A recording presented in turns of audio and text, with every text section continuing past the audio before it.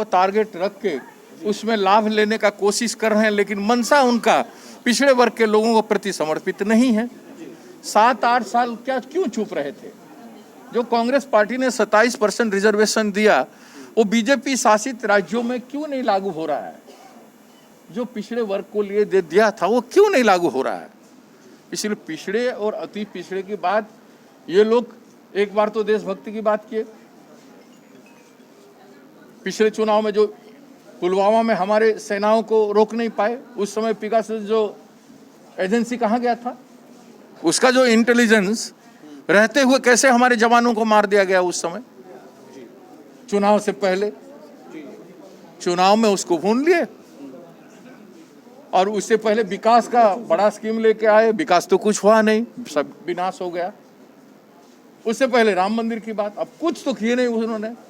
और आज देखे क्या सत्ता से हटाने जा रहे हैं लोग, तो अब पिछड़े वर्ग की बात भी करने में पीछे नहीं हट रहे हैं।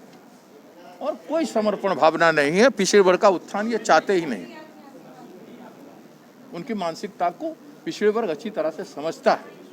सर एक सवाल आप विरोधी पक्ष का फोन को, उनके कार्यवली को, उनका एक्टिविटी को आप जानने के लिए ये खुफिया लगाए हो। हमारे देश की सेना जो बॉर्डर के लिए जान देने के लिए काम कर रहा है, उसके लिए वो खुफिया आप क्यों नहीं यूज करते हो? उनका जान बचाने का क्यों आप प्रायोरिटी क्यों नहीं देते हो? ये सबसे बड़ा सवाल है। और उनकी इस खुफिया के रहते हुए, इतना बड़ा आपकी खुफिया एजेंसी रहते हुए हमारे जवान कैसे मरे? उसका जवाब दे आपने तभी नहीं दिया, आज भी नहीं दे रहे हो, क्योंकि मीडिया चुप है, इसलिए देश को आप चुप करा रहे हो। पार्टी के मामले में हमने क्या बोला? सर एक वरिष्ठ नेता है जगदानंद सिंह पुराने नेता, और आप भी सर सहयोगी हैं कि छोटा है पार्टी अगर लाइव पार्टी है, सहयोगी है सर, सुझाव देंगे तेज प्रताप यादव को कि कुछ नहीं, किसी भी सीनियर लीडर का सम्मान करने की आवश्यकता है। सर वो तो कार्यवाही की बात कर रहे हैं। अच्छा सर, जब तक हटाएंगे नहीं तब तक हम मानेंगे नहीं सर। उनके निजी मामला, कोई निजी मामला, कोई क्या है मामला हमको जानकारी है नहीं। जब तक हम नहीं, ठीक है, लेकिन उनका इंटरनल मैटर है, वो लालू यादव जी उसको सॉल्व कर लेंगे।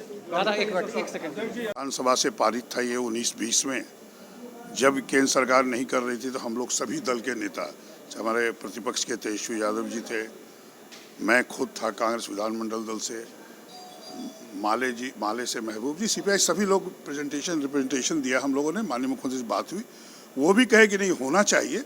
हम लोगों ने एक पत्र उनको दिया, फिर प्रधानमंत्री जी को उन्होंने एक पत्र लिखा, टाइम मांगा, उन्होंने टाइम दिया है। जाति आधार पे जनगणना होना बहुत ज़रूरी है, तभी क्या होगा। और मेरा तो मांग है, हमने चिट्ठी तैयार किया है, जैसे हर पिछड़ा जाति, अति पिछड़ा हो, फॉरवर्ड हो, सबको आप रिजर्वेशन दीजिए, लेकिन 50% क्रीमी लेयर होना चाहिए और 50% गरीब लोग नॉन क्रीमी लेयर को होना चाहिए।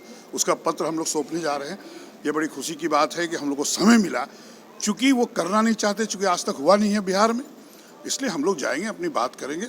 23 तारीख को 11 बजे समय मिला है, हम लोग सभी जा रहे हैं और वहाँ पे दबाव बना के कि होना चाहिए। अगर नहीं होगा तो हम लोगों ने माननीय मुख्यमंत्री से भी आग्रह किया है, हम थे प्रतिपक्ष के नेता थे, कि अगर वो नहीं करते हैं तो आपको बिहार में करना चाहिए जैसे केरला में हो रहा है।